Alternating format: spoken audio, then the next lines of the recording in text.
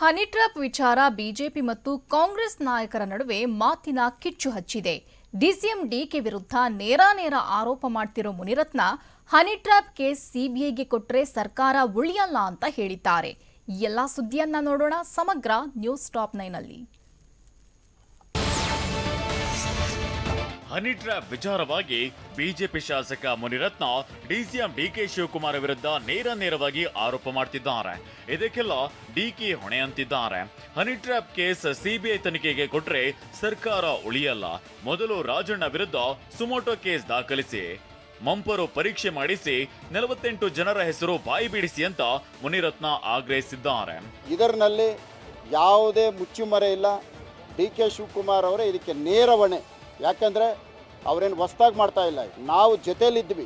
ರಮೇಶ್ ಜಾರಕಿಹೊಳಿ ಆಗಲಿ ನಾನಾಗಲಿ ನಾವೆಲ್ಲ ಕಾಂಗ್ರೆಸ್ಸಲ್ಲಿದ್ದಂಥ ಸಂದರ್ಭದಲ್ಲೇ ಇದನ್ನೆಲ್ಲ ಸಂಚು ಮಾಡಿ ಕೊನೆಗೆ ರಮೇಶ್ ಜಾರಕಿಹೊಳಿ ಆಯಿತು. ಇವೆಲ್ಲ ನೋಡ್ತಾ ಇದ್ದೀವಿ. ಸೂರಜ್ ರೇವಣ್ಣ ಅವ್ರ ಮೇಲೂ ಹಾಕಿದ್ರು, ನನ್ನ ಮೇಲೆ ಹನಿ ಟ್ರ್ಯಾಪ್ ಮಾಡಿರೋವಂಥದ್ದು, ನನ್ನ ಮೇಲೆ ಅತ್ಯಾಚಾರ ಪ್ರಕರಣ ದಾಖಲಿಸಿರೋದು CBI ಕೊಡಿ ಅಂತ ನಾನೇ ಕೇಳಿದ್ದೆ. ವಿಧಾನಸೌಧದ ಸಭೆಯಲ್ಲಿ ಕೇಳಿರೋವಂಥದ್ದು ಇದು. ಇವತ್ತೆಲ್ಲ ಹೊರಗಡೆ ಮಾಧ್ಯಮಗಳ ಮುಖಾಂತರ ನಾನು ಹೇಳಿಲ್ಲ. ರಾಜಣ್ಣ ಅವ್ರು ಏನು ಹೇಳಿದ್ದಾರೆ, 48 ಜನ ಜಡ್ಜ್ಗಳಿದ್ದಾರೆ ಮತ್ತು ರಾಜಕಾರಣಿಗಳಿದ್ದಾರೆ. ರಾಜಣ್ಣ ಅವ್ರನ್ನ ಕರ್ಕೊಂಡೋಗಿ ಫಸ್ಟು ಸುಮೋಟೋ ಕೇಸ್ ಬುಕ್ ಮಾಡಿಕೊಂಡು ಮಂಪರ್ ಪರೀಕ್ಷೆಗೆ ಹಾಕಿ ಆ 48 ಜನ ಯಾರು ಅನ್ನೋದು ಅವರಿಂದ ಬಾಯಿ ಬಿಡಿಸ್ಬೇಕು. ಹನಿ ಟ್ರ್ಯಾಪ್ನಲ್ಲಿ 222 ಶಾಸಕರು ಇರಬಹುದೇನೋ ಅಂತ ಜೆಡಿಎಸ್ ಮಾಜಿ ಶಾಸಕ ಮಾಗಡಿ ಮಂಜು ಟ್ವಿಸ್ಟ್ ಕೊಟ್ಟಿದ್ದಾರೆ. ರಾಮನಗರದಲ್ಲಿ ಮಾತನಾಡಿದ ಅವರು, ಬಾಲಕೃಷ್ಣ, ಕುಣಿಗಲ್ ರಂಗನಾಥ್ ಬಿಟ್ಟು ಎಲ್ಲರೂ ಇದ್ದಾರೆ ಅಂತ ಹೇಳಿಕೆ ನೀಡಿದ್ದಾರೆ. ಇದೇ ಮಾತಿಗೆ ಪ್ರತಿಕ್ರಿಯಿಸಿರೋ ರಾಜೇಂದ್ರ, ಅವರಿಬ್ರು ಡೈರೆಕ್ಟರ್, ಪ್ರೊಡ್ಯೂಸರ್ಗಳು ಯಾರು ಅಂತ ಕೇಳಿದ್ರು. ಡಾಕ್ಟರ್ ರಂಗನಾಥ್, ಡಾಕ್ಟರ್ ಬಾಲಕೃಷ್ಣ ಅಂದ್ರೆ ಗೊತ್ತಾಯ್ತಲ್ಲ, ಅವರಿಬ್ರು ಬಿಟ್ಟು ಮಿಕ್ತವರೆಲ್ಲ ಇದ್ದಾರೆ. 224 ಜನನೂ ಇರ್ಬೋದೇನೋ ಪಾಪ. ಅದಕ್ಕೆ ಬಾಲಕೃಷ್ಣ ಮತ್ತೆ ರಂಗನಾಥ್ನ ಬಿಟ್ಟಿದ್ದಾರೆ. 224ರಲ್ಲಿ ಏನಾರ ಪ್ರೊಡ್ಯೂಸರ್ ಡೈರೆಕ್ಟರ್ಗಳು ಅಲ್ಲಪ್ಪ. 224 ಶಾಸಕರು ಅಂದ್ರೆ 224 ಜನ ಹೇಳು. 222 ಇಬ್ರು ಹಾಕ್ಬಿಡ್ತಾರೆ. ಸಚಿವ ರಾಜಣ್ಣ ಪುತ್ರ ರಾಜೇಂದ್ರಗೆ ಜೀವ ಬೆದರಿಕೆ ಇದೆಯಂತೆ. ಈ ಬಗ್ಗೆ ಮಧುಗಿರಿಯಲ್ಲಿ ಮಾತನಾಡಿದ ರಾಜೇಂದ್ರ ಈ ಬಗ್ಗೆ ಬಾಂಬ್ ಸಿಡಿಸಿದ್ದಾರೆ. ಮಧ್ಯರಾತ್ರಿ ನನಗೆ ಫೋನ್ ಮಾಡ್ತಾರೆ, ತಾಕತ್ತಿದ್ರೆ ಕುಣಿಗಲ್ಗೆ ಬನ್ನಿ ಅಂತ ಬೆದರಿಕೆ ಹೇಳ್ತಾರೆ ಅಂತ ರಾಜಣ್ಣ ಹೇಳಿದ್ದಾರೆ. 9 ಗಂಟೆಗೆ ಸ್ಟಾರ್ಟ್ ಆದ್ರೆ ಒಂದು 2-3 ಅವರ್ಸ್ ಕಂಟಿನ್ಯೂಸ್ ಆಗಿ ಫೋನ್ ಬರೋದು. ನಾನು ಏನು ಕಂಟಿನ್ಯೂಸ್ ಒಂದ್ಸಲ ಬಂದರೆ ಎತ್ತಲ್ಲ, 2-3 ಸಲ ಒಂದೇ ನಂಬರ್ ಬಂದು ರಿಸೀವ್ ಮಾಡಿದಾಗ, ಏನು ನಾನು ನಿನಗೆ ಗ್ರಾಮ ಪಂಚಾಯತಿ ಸದಸ್ಯ, ನಾನು ನಿನ್ಗೆ ಓಟ್ ಹಾಕಿದ್ದೀನಿ, ನೀನು ನಿಮ್ಮಪ್ಪ ಏನು ಲಿಂಕನಲ್ಲಿ ನಿಲ್ಲಿಸ್ತೀರ, ನೀವು ತಾಕತ್ತಿದ್ರೆ ಕುಣಿಗಲ್ಗೆ ಬನ್ನಿ. ನಾನು ಸಿಎಂ ಆದ್ರೆ 1000 ಬುಲ್ಡೋಸರ್ JCB ಆರ್ಡರ್ ಮಾಡುವೆ ಅಂತ ಶಾಸಕ ಯತ್ನಾಳ್ ಹೇಳಿದ್ದಾರೆ.